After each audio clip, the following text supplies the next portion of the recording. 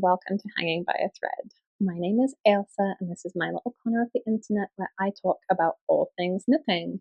And today I have another Whip Wednesday update for you. This is my more casual, laid back, quick fire look at what's currently on my needles. I didn't post a Whip Wednesday update last week, and I'm still not entirely sure what the cadence of these updates will be. Maybe it'll be every other week, maybe sometimes it'll be weekly if I have done a particularly large amount of knitting in a week. But I'm still figuring this out. It's still a little bit of a new thing for me, but yeah, happy to be back here. Also, last week was not a good week for sharing. Monday was Canadian Thanksgiving, so we've been busy with all of that, and then we all got sick, all of us. So the whole house kind of progressively got some kind of cold bug type thing. So that was just taking up our time. You might be able to tell my voice is still a little bit scratchy. I'm still a little bit stuffy nosed. I'm mostly feeling better, but yeah, it is the season. Before we start today, I'll just share as well that I'm wearing my Franken sweater. This is a big, cozy, oversized raglan sweater that I finished at the start of this year. I will link the episode where I talk about it. It is not my most elegant sweater, I guess, but on a chilly day, it is a really cozy kind of hug of a sweater. The temperatures have started dropping a bit here, although we're still having some wildly warm days. But this morning, it was just really nice to put this on and to feel cozy. All right, let's get into the whip updates. I'm going to start off with something that is barely even a whip anymore. It's about to graduate into finished object. And that is the Dinosaur sweater that I am making for my daughter. This is pretty much done. I think last time I showed this, I had pretty much just started on the back. And now you can see I have a whole sweater. I have weaved in a bajillion ends. Let's show you the fruits of my labor. That dinosaur, all of those strands of the intarsia are woven in. Not the neatest job ever, but it'll do. I seamed up the sides. I don't think I did the best job ever at that. My mattress stitching skills are not as good as they could be. I did the collar, I did the sleeves. I'm so happy that this is done. The reason it's still just a whip is I need to do some embroidery. So I just need to embroider on this dinosaur's eye and his teeth, and then this will be fully done. So that's actually on my to-do list for today. So yeah, I'm really, really happy with this. I made one little mod to the neckline in that I made it a double folded collar. And yeah, I think at some point last week, I just got into that mode of I just really want this done. I don't know if anyone else gets that with projects sometimes where you're just I just want this to be over now. I think partly I wasn't really enjoying working with my yarn so much.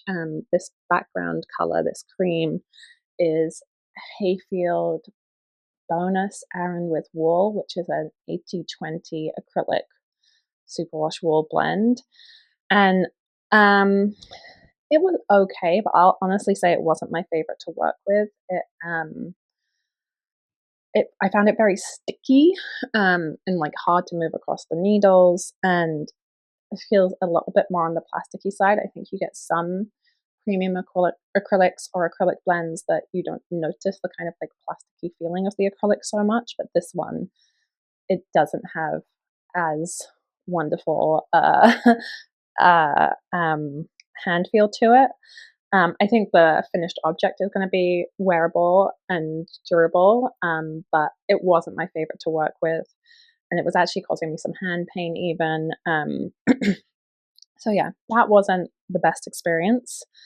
But so that kind of pushed me to just get it done. And when I wasn't well, I was like, okay, well, I can just knit you know, I was doing my sleeves, so I was like, I can just knit round and round and round and round, and I can maybe just make some progress on this, or I can weave in ends for a bit. So that was satisfying to get this finished up. I think the only other thing I'll say is I did notice that after blocking, so the other thing about this one was I decided to work it entirely continental.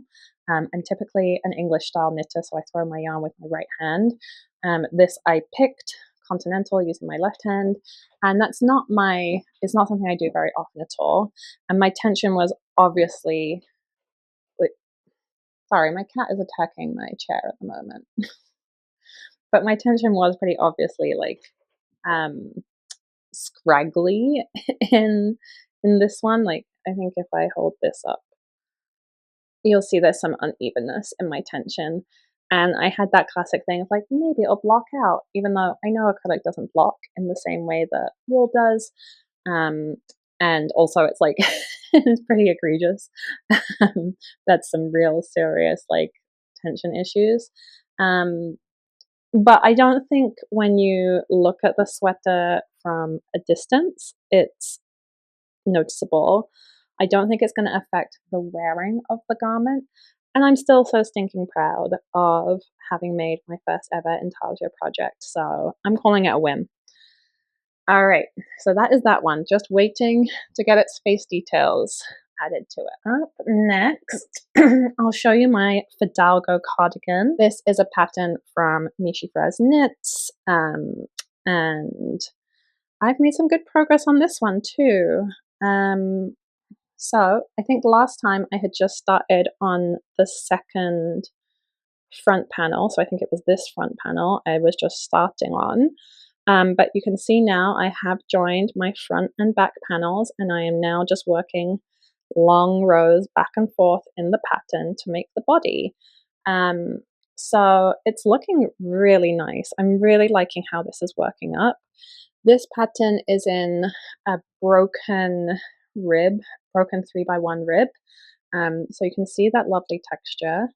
The yarn I'm using is Farmer's Daughter's Fiber Craggy Tweed.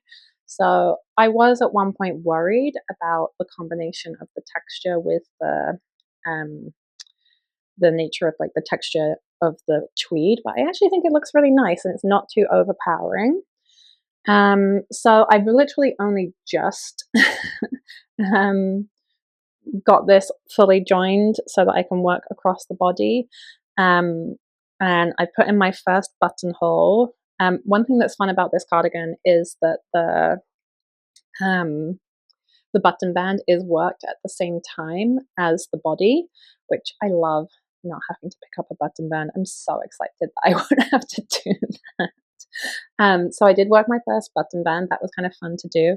Now this is into mindless knitting territory. This is not going to be challenging or difficult from here on out. It's just knitting the pattern, and so with broken rib, you work one row fully in knit stitches, and then you work your 3x1 rib on the wrong side.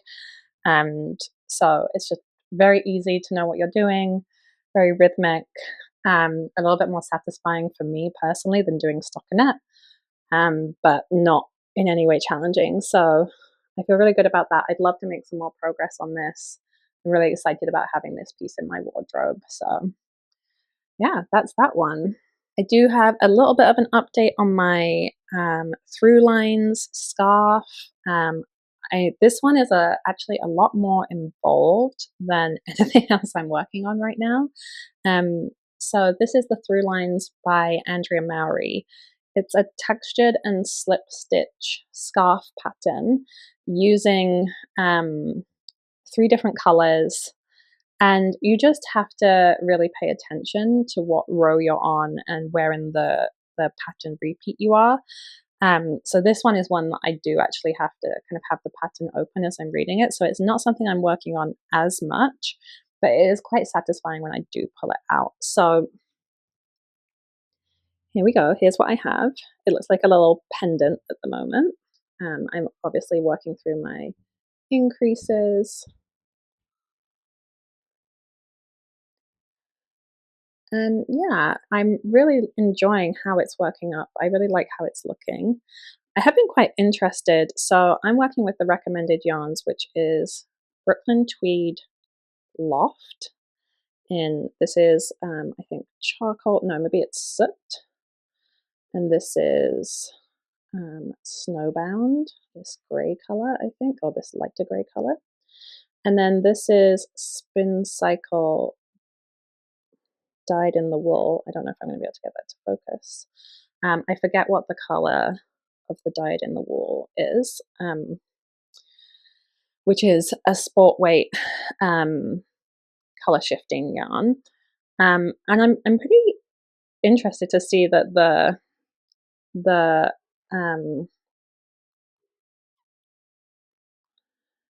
loft strands feel much thicker than the spin cycle, even though these are technically fingering weight and this is technically sport weight. This feels much more like a fingering weight to me than a sport weight. I think if I were ever to use this yarn again, I would consider it a fingering weight and proceed accordingly. It's yeah, no, I don't really have much more to say about it other than it's interesting to me how the weight feels quite different. Obviously, or not obviously, but one of the reasons the Brooklyn Tweed feels so much thicker is that it is a woolen spun, so it is like very bouncy and fluffy. And I think even when it blocks, it will bounce even more, if that makes sense, open up even more. So yeah, that's maybe why Andrew Mowry chose this combination. So yeah, I am really enjoying this. I think it'll be a really lovely scarf. I'm just not having quite as much time to work on it as some of my other things that I'm doing. I've been thinking about, so here is my ball cake of the spin cycle. It's a little bit messy because I had to rewrap the yarn around. I was thinking about, so I think, I forget what the pattern calls for, but I think the pattern only calls for something like 30 grams of the spin cycle to be used. And I'm wondering about making my scarf longer in order to use up more of the cake, because I don't know what I'm going to do with that remnant of the spin cycle if I don't use it in this scarf.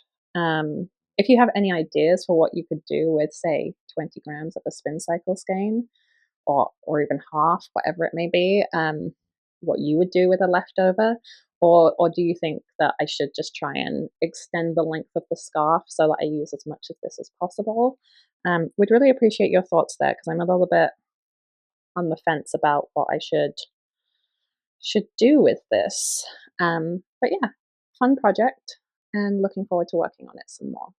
Okay, last but not least, we have my test knit, which I am loving so much. So I think since I last saw you, I finished the colorwork yoke and then I blocked my yoke just to check the gauge, check check that I was happy with how it was fitting, check the armhole depth, all of that. And I've made some progress on the body and I've done a sleeve. So this is my test knit for Knits by Lillian. This is the forthcoming, I think she's going to call it the Stoneflower sweater. But oh my goodness, I have to like lean back in order to get it into the frame to show you. But look at this. I am so happy with how this is working up. Yeah, so I've probably got another like 6 inches on the body to do. I'm doing a slightly longer length because that's what I prefer. So I've got quite a way to go on the body, but after having used up one ball on the body, I just put everything on try-on tubing and came over and did a sleeve. So I've got this sleeve done. And then I decided to come back to the body and I'll do the other sleeve afterwards. I'm really excited about how this is looking. I think it looks so good. It's interesting. It is a more fitted sweater. and like the sleeves are quite tapered. So at first I was like, oh no, did I pick the wrong size? But I think it is meant to be like a more closely fitting look. And I had read somewhere, I forget where, or heard somewhere that circular yokes, you do tend to want them to be a little bit more fitted. You don't want them so oversized. So I feel okay about the fit, but it's definitely going to be a different look. Like it's not going to be like this, where this has like 10 inches of positive Eve and I kind of like swim in it. It's going to be a very, very, very different look. But I'm excited about it. I think it's going to be really, really lovely. So really making good progress with this. This is now my mindless knitting because I am just doing stockinette in the round now. So this is like when I'm reading or, otherwise have to be able to concentrate on other things and just can have this just to kind of automatically knit on. That's this project right now, and I'd love to make some more good progress on it and get it done soon. I think the test knit runs until, is it? I actually don't remember. I think it might be until the end of November. So there's some time, but I'd like to get it done before then so I can have it in my closet and begin wearing it as it gets colder. I did have another cast on this week, but it's a gift knit, and I think I'm not going to share that in these regular updates. I think I'm going to make a separate video about my gift knitting for the year. So maybe that will come, assuming that I manage to get it all done. So maybe that will be done, and maybe you'll see that at some point, or maybe you won't. We'll see how it goes. But as far as whips go, I think that's everything. Thank you so much for being here. If you enjoyed this video, don't forget to give it a like, subscribe for future videos, leave me a comment down below. All of these things really help my channel. And also just, I love hearing from you and connecting with you. But otherwise, I'll be back soon to let you know what I've been up to. Okay, happy knitting, everyone. Bye.